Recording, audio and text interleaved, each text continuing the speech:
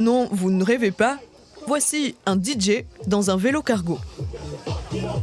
Ce soir à Lausanne, le running est une fête. Laetitia est venue d'Yverdon pour cet événement gratuit. Elle prépare un marathon, mais ici, elle cherche bien plus qu'un simple entraînement. J'en ai un peu marre de courir toute seule, tu vois, dans la forêt, c'est chouette, mais j'avais envie de voir du monde. Donc un run club comme ça, c'est l'idéal, quoi. On est plusieurs, il y a une bonne vibe, c'est stimulant, ouais. Les run clubs, c'est ça. Pas de dossard ni de classement, juste le plaisir de la course. On a le monde de la musique, un peu house, techno, qui se marie bien avec le sport. Et avec la course à pied, ça donne un projet mobile, DJ sur un vélo cargo et des centaines de personnes qui courent derrière, quoi. Il y a distribution de boissons. Des canettes données gratuitement pendant la pause, car ces communautés ne drainent pas seulement les coureurs. Pour les marques, elles constituent des cibles de choix.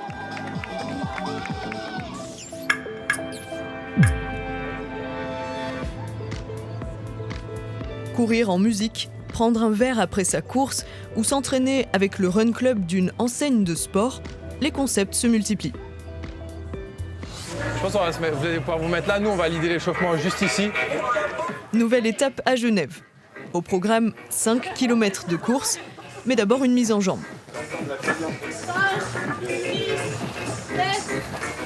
Vous êtes chaud? Ouais. Ce soir c'est run and drink. On court, on mange et on boit. Cela s'appelle de l'événementiel sportif. 26 francs la soirée. Il y a beaucoup de gens qui viennent tout seuls. Ça va? Et qui ressortent souvent avec des potes, quoi. Comme nous d'ailleurs au début. 1, 2, 3, ouais! Les débuts de Marius et sa femme remontent à 2023. Ils connaissent peu de monde à Genève et lancent Pace Society. Attends, je vais demander. T'aimes courir et t'aimes manger, alors t'es au bon endroit. Avec Pace Society, on organise des run and brunch. Le principe est super simple, tu cours 5 km en groupe, et après tout le monde se retrouve dans un brunch partenaire pour se détendre, manger et apprendre à se connaître. Aujourd'hui, ils organisent plusieurs événements chaque mois, avec entre 25 et 70 participants par sortie. On va voir les restaurants, on va voir les différents cafés, et on essaye de négocier des partenariats avantageux pour que tout le monde s'y retrouve. Ils déclinent leur format à toutes les sauces, avec en tête un vrai modèle économique et marketing. Donc ça, c'est les boissons que nous envoie Vitaminwell, et nous supportent avec... donc on a des bars, des boissons, et ils nous envoient aussi des chaussettes. Ces articles, mis à disposition gratuitement par leurs sponsors, sont inclus dans le ticket d'entrée. Tu veux qu'on les distribue comme ça? On leur a envoyé un message, ils nous ont répondu, on a fait une visio avec eux, et puis après les gens se sont habitués, et aujourd'hui on ne fait plus un run sans distribuer des bouteilles à la fin. D'un côté, cela renforce leur identité et fidélise leurs coureurs, mais de l'autre, leur communauté devient un espace de publicité. Au final, c'est juste de la boisson et des bars. Et nous, ils ne nous payent pas. En fait, ils nous permettent juste de faire des événements plus gros, plus qualitatifs. C'était très bon, la boisson gratuite. Après, je ne sais pas si je vais en acheter, mais il y en a toujours qui sont distribués, je vais les prendre volontiers.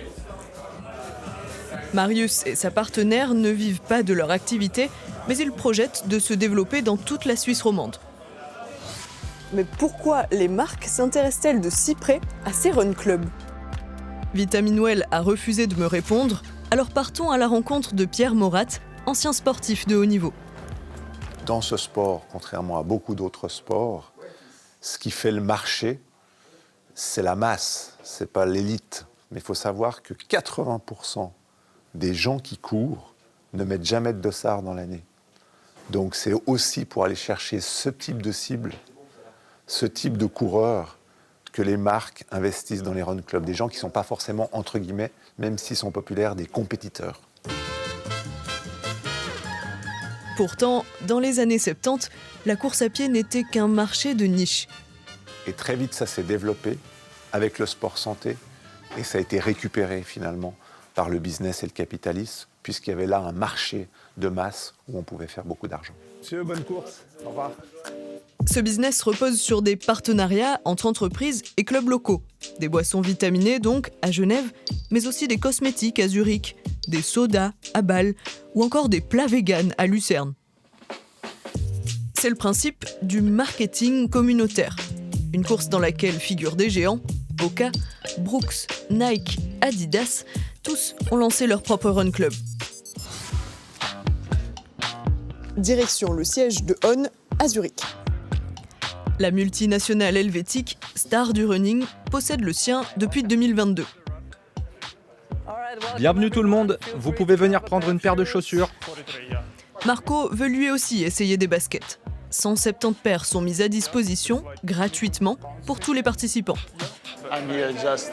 Je suis ici pour avoir une équipe avec qui courir, pour l'expérience et pour tester leurs chaussures. Elles pourraient peut-être devenir de futurs produits de ma collection. Un modèle qui coûte autour de 200 francs. Ce sont des chaussures de test. Nous en avons plusieurs par pointure. Vous pouvez les choisir, les essayer, courir avec et dans l'idéal les rapporter après. En moyenne, entre 60 et 80 personnes se présentent pour ces courses hebdomadaires, elles aussi gratuites.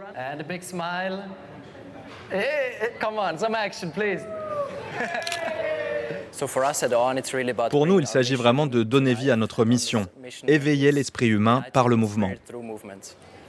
Pas de rabais, ni de vente sur place après la course. La marque l'assure, l'idée n'est pas de faire du profit. Le retour sur investissement n'est pas notre priorité. Ce qui compte, c'est de créer un lien direct, sans filtre, avec la communauté.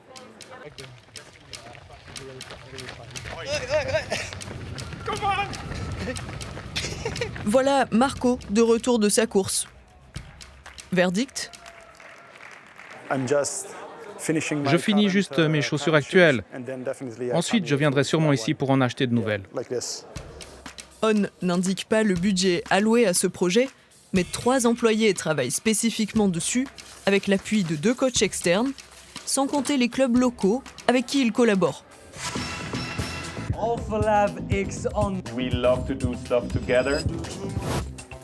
Pour Pierre Morat, du collectif à la marque, il n'y a qu'un pas. C'est clair qu'en entrant dans un système entre guillemets communautaire, on fidélise beaucoup les gens. À partir du moment où on s'identifie à un run club, on essaie de porter peut-être les mêmes marques, les mêmes produits, et ça c'est assez intéressant pour une marque. Quand les géants se taillent la part du lion, quelle place reste-t-il pour les autres ? À Bienne, Vaina Kelo a créé son run club. Ici, pas de sponsor, elle développe sa propre marque. Le but, c'est de voir surtout les différentes couleurs qu'on propose pour les lunettes sur la page Instagram. Des lunettes, des t-shirts ou des chaussettes, tout est produit en petite série et à petit prix. Tu cours, tu dois dépenser beaucoup d'argent pour tout ce qui est accessoires, etc. Et c'est vrai que du coup, l'idée, c'était de retrouver la qualité et le design, mais de pouvoir le faire à des prix qui sont accessibles. Adhérer à son club coûte 29 francs 90 par an. Il donne accès à la communauté, à des défis, à des cadeaux, le fruit d'un long travail fourni par Vaina. Là où je vais rentabiliser mon projet, c'est justement en proposant du merch et puis que les gens du club se disent « Oh, j'ai le t-shirt en noir, mais j'aimerais bien l'avoir en bleu, en orange. » Et du coup, je vais encaisser de l'argent. Mais sinon, concrètement, avec mes 29,90 de frais d'inscription, je rentabilise pas grand-chose. Un modèle plus authentique qui semble fonctionner. En 7 mois d'existence, son club a déjà réuni 300 membres. Moi, ce que je trouve assez incroyable et assez chouette dans ces run clubs, c'est justement ce côté, on n'a pas de barrières, on n'a pas de contraintes, on est là pour se retrouver, pour partager un moment autour de quelque chose qu'on aime, la course à pied. En revanche, dès lors qu'on se fait, entre guillemets, coloniser par une marque, quelle qu'elle soit, ben on bascule dans quelque chose qui va à l'encontre de cet esprit des origines des run clubs et on bascule dans une forme on se vend, quoi. Et un grand merci à Red Bull, s'il vous plaît. Thank you, Red Bull. À Lausanne, sur les bords du Léman, Laetitia a terminé parmi les premiers. Très bonne ambiance, on a fait des bonnes rencontres, des gens qui font aussi des marathons, donc on a pu échanger. Donc que du positif et on va revenir, je pense. Ouais. Indépendant ou soutenu par des géants, les run clubs constituent un accès direct pour influencer les comportements d'achat. Ils sont partis. À condition de suivre le rythme.